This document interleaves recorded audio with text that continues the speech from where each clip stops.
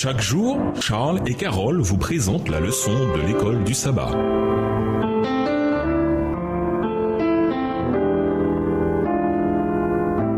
Bienvenue dans votre émission Dieu nous parle. Nous voilà la leçon 3. Dieu ou maman? Étude de la semaine.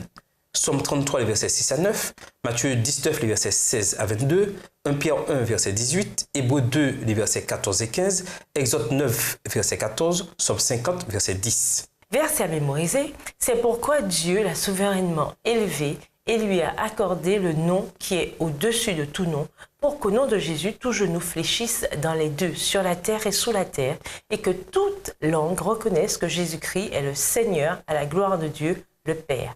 Philippiens 2, les versets 9 à 11. Dieu ne gaspille pas ses mots à expliquer son point de vue sur l'obsession de l'argent et des choses matérielles.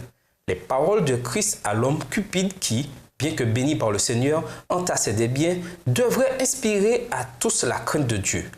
Homme déraisonnable, cette nuit même ta vie te sera redemandée, et ce que tu as préparé, à qui cela ira-t-il? Ainsi en est-il de celui qui amasse des trésors pour lui-même et qui n'est pas riche pour Dieu. Luc 12, versets 20 et 21. Servir Dieu et servir l'argent sont des actes qui s'excluent mutuellement. C'est l'un ou l'autre, Dieu ou mammon. C'est une illusion de croire que nous pouvons avoir les deux, car vivre une double vie finit tôt ou tard par nous rattraper. Nous pouvons tromper autrui et peut-être nous tromper nous-mêmes, mais nous ne pouvons tromper Dieu, et nous devrons un jour lui rendre des comptes.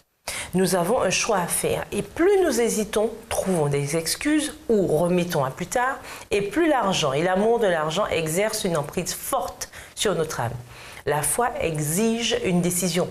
Pour faciliter notre décision, concentrons-nous sur l'identité de Dieu, ce qu'il a fait pour nous et ce que nous lui devons. Et nous vous laissons à cette réflexion.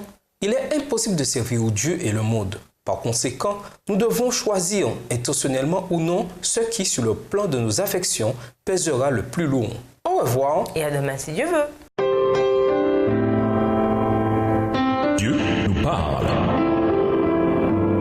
Chaque jour, Charles et Carole vous présentent la leçon de l'école du sabbat.